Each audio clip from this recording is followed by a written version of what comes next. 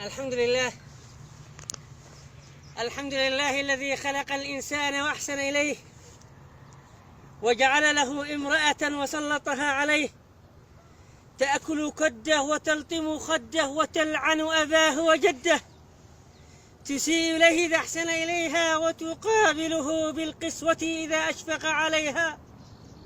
عيشه معها معدوم الراحة.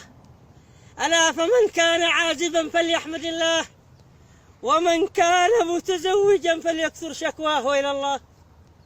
ترى المتزوجين في أغلال من حديد وهم وكرب شديد، نهارهم عتيد وليلهم يشيب منه الوليد.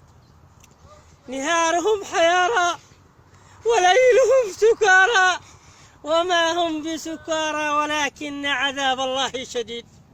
فكم من عازب كان كثير المال مستور الحال ظاهر الجمال، فلما تزوج قل ماله وكشف حاله وتغير جماله، وصار في الشعر من أمثاله.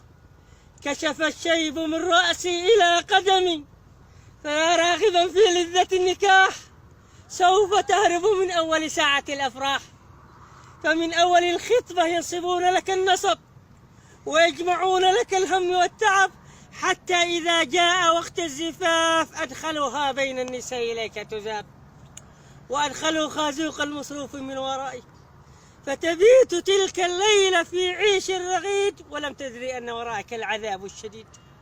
وأتتك حماتك وانقطعت لذاتك، وأتتك بالنسوان وقالت هات البن والدخان، فإن قلت لا عندي لا قليل ولا كثير قالت استديني يا قليل التدبير.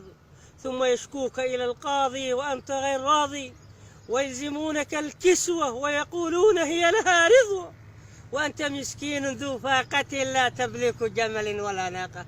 وقال الله وإياكم شر النساء وكيدهن، وجنبنا متاعبهن وتنكيدهن.